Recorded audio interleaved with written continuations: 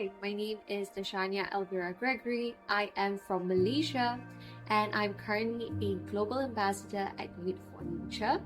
I'm studying banking and finance and I've had previous work experience at the National Geographic and the Nature Conservancy in which I did my externship there.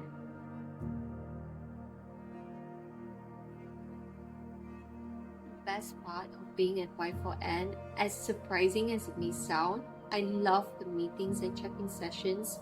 Y4N, we're all coming from different parts of the world, different locations and different time zones, and it's so nice to be able to meet with the rest of the team, catch up on some of our live updates, and also give us that sense of courage and support when it's needed, especially with different circumstances happening around us. And it's so refreshing to be part of such a beautiful family at Y4N.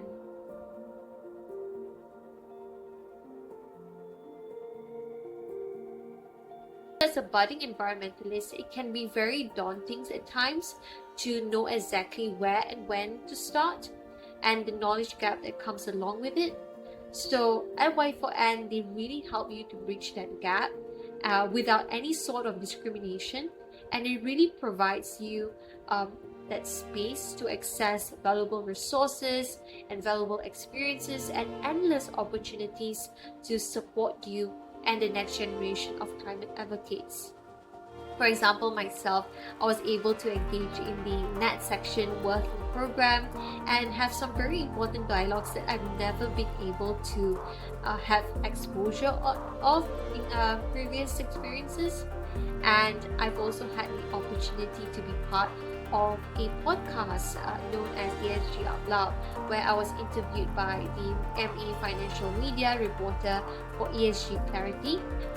where I was able to also really use some of the knowledge that I'm currently pursuing in my banking and finance degree, talking about some of the current landscapes of ESG investments in Malaysia and how youths, academicians, as well as activists can take part in holding companies or organizations accountable for the failure to take ESG measures seriously through strong public sentiment.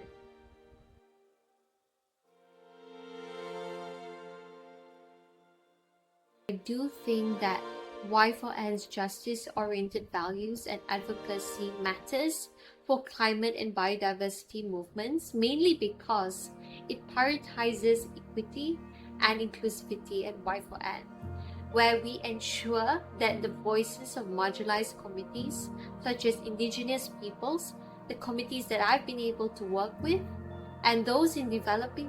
countries are going to be heard and their rights are going to be protected. And this is so essential as these communities are often going to bear the brunt of environmental crisis and are often disproportionately affected by climate change and biodiversity loss. So yes, it does matter.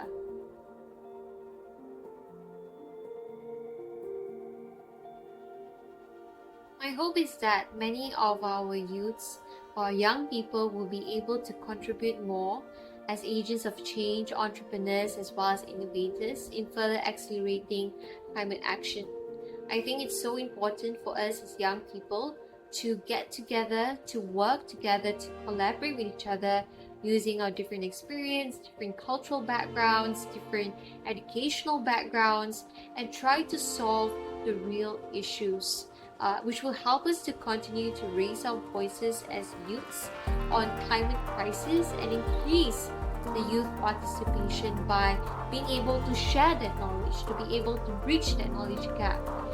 in order to address climate change. And this really involves advocating for a fair and also equitable transition towards climate neutrality, incorporating the needs of all, and also promoting environmental education and awareness across curricula so that we can help to further equip young people with the tools and skills needed for the future green economy. And I'm not saying this only from the perspective of Malaysia or Southeast Asia, but I'm also looking into having this as a crucial part of upbringing in our youths, because this is our future.